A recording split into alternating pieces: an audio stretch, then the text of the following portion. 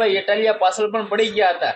હવે શા માટે પડ્યા એ તો ખબર નથી, પરંતુ મિત્રો વાત કીધો ગોપાલભાઈ ઇટાલિયા જીત્યા બાદ આ બાપુએ ખુલ્લેઆમ ધમકી આપીને કહ્યું છે કે સાલ ગોપાલ ઇટાલિયા, હવે તું વિસાવદરની અંદર વિકાસ કરવા માંડ, અને જો અત્યારે તો તું વિસાવદરની અંદર વિકાસ કરી નાખીશ, ત્યારબાદ તું વિધાનસભાની અંદર જઈશ ત્યારે ગુજરાતના ગૃહમંત્રી હર્ષભાઈ સંઘવી અને મિત્રો વાત કીધો મોટા મોટા ભાજપના નેતાઓ બધા ન્યા હશે, તે બહુ ભાજપ ઉપર મિત્રો ખોટે ખોટા આક્ષેપો નાખ્યા છે.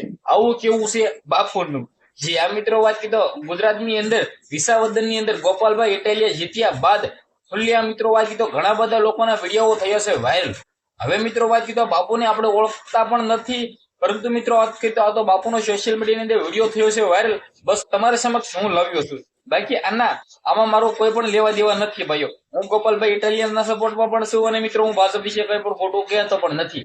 હવે તમને લોકોને ખબર છે કે વિસાવદરની અંદર ગોપાલભાઈ ઇટાલિયા જે બાજી મારી છે, ખુલ્લેઆમ મિત્રો વાત કીધો ગોપાલભાઈ ઇટાલિયા જે જીત મેળવી છે, ત્યારબાદ મિત્રો વાત કીધો ખુલ્લેઆમ ભાઈ રોડ રસ્તા મેદાનની અંદર ઉતરી ગયા છે કે હવે ભાઈ વિસાવદરની અંદર હું પેરિસ જેવા રોડ રસ્તા બનાવવાનું ચાલુ કરી દેવાનો છું. હવે ગોપાલભાઈ ઇટાલિયા ક્યારથી ચાલુ કરે એ પણ આપણે જોઈએ જેવું છે અને જોવાનું પણ રહેશે. બાકી ગોપાલભાઈ ઇટાલિયા એક સારા એવા નેતા છે, એક મિત્રો વાત તો યુવા સારા એવા નેતા છે. મને લાગે છે કે તે વિસાવદરની અંદર વિકાસ લાવશે, કારણ કે ગોપાલભાઈ ઇટાલિયા જે કહ્યું છે મને લાગે છે કે તે કરી બતાડવાના છે.